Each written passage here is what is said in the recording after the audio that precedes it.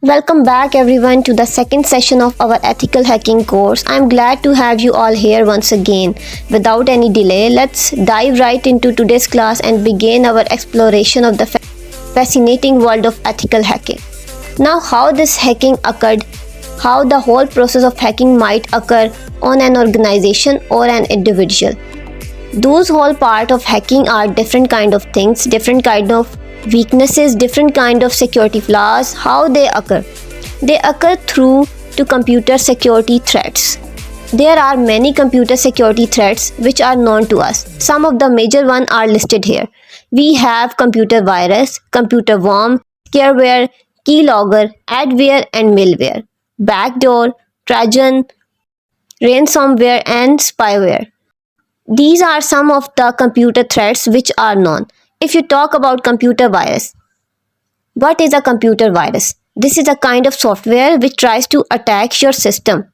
It could be just a deletion of different file structures. It could be encryption of your file structures. It could be related to taking out the transactions or bank data from you or trying to do some kind of illegal transactions. Those are computer virus.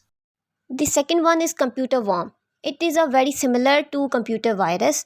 The only difference is that the computer virus is something which requires a trigger. There will be some kind of trigger that you click on some kind of pop-up. Let's say you got a pop-up. Suddenly while you are browsing the internet, that you have an iPhone or you have won $1 million and you click on the pop-up and the computer virus will be downloaded at your end. Computer worm, on the other hand, doesn't require a trigger. This is the one which self-manipulates. If a computer has the computer worm, it will self-regenerate, self-transfer and self-connect with other computers and transfer itself to the other computer. That computer worm kind of software which currently keeps on processing and keeps on transferring from one computer in the network to the second computer. Scareware is a very common thing. This is something which most of the organizations appoint. This is where they will give you that you are at risk.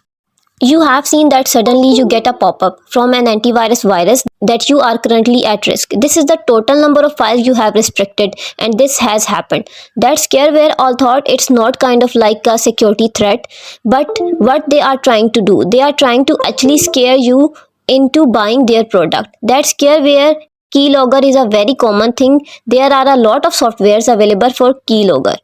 Keylogger is something which is installed once on your computer. It will keep on logging all the keys which you type on it. It is a very good tool to figure out the passwords and usernames for an individual.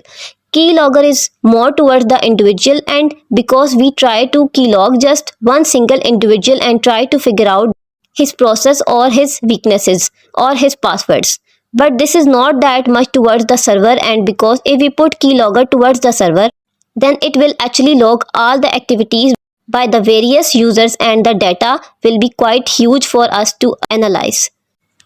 Then we have adware. Adware is again very common. You might have seen that once you go to Google Chrome and do some kind of search on Google, suddenly you are getting so many ads. Those ads are not those ads which are coming from Google AdWords. It's mainly just the adware has fired up and it's giving you a lot of ads throughout your search results. So that's adware. Malware is a very generalized term. We can call computer virus or scareware or adware or computer worm as a malware. So malware is more of like a generalized term for all these kind of different computer security threats which we have listed here.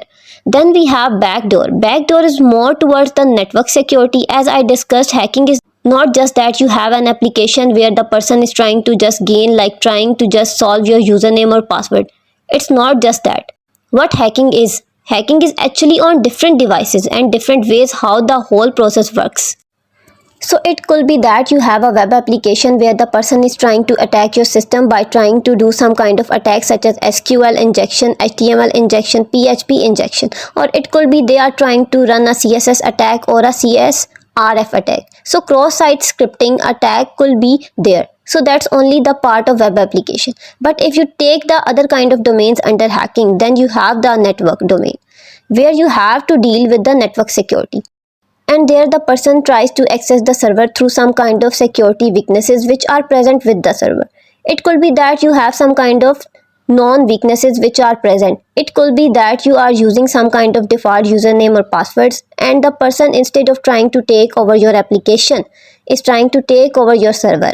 And backdoor is also one of those computer security threats which they are trying to take a backdoor to your server, and through there they try to access your system. And similarly, the hacking has for mobile devices also. You have multiple hacks which are available on mobile devices. One of the famous hacks used to happen on Android devices, which was known as clickjacking. So you just tap on your mobile phone, but what the hacker does, hacker actually takes over your tapping. So once you tap on your mobile phone, your tapping is redirected to his own website where he can run a script or execute something else to hack your system. So that's related to mobile devices. So different domains of hacking and different domains functions very differently. An ethical hacker has to work in all these domains. He has to be proficient with the web domain, the network domain, and the mobile domain. After that we have Trajan. Trajan, you might have know that you might have seen in the old kind of like ancient Rome time.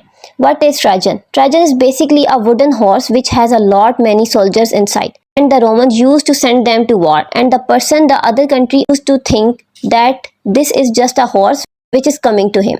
But those soldiers were actually hiding inside the horse. So that's where Trajan is under computer networks. Also, that all thought the computer is able to think that this is something accepted. This is a normal behavior which is coming in. But on the back end of this normal behavior, there are a lot of many computer viruses, worms, or different kind of malwares which are being executed. There we have ransomware. Ransomware is again very common. And this one actually happened in 2014. The recent one, which has known as WannaCry. This was the one where you suddenly got a red pop-up on your screen and it says that you have to pay them some money in US dollars or transfer them bitcoins. And this was used very heavily where they encrypted your data, and if you don't pay them to money by that time, and the ransomware will delete all your hard drive. So that's ransomware. And then finally we have spyware. Spyware is again very common thing. Spyware is something which is actually now more towards to the government side and the organization side instead of the normal individual hackers. So there was one example that Sony was actually coming up with their Walkman, and under Walkman they had this service where you can actually say or try to put up some words, and according to that the Walkman is going to play your music.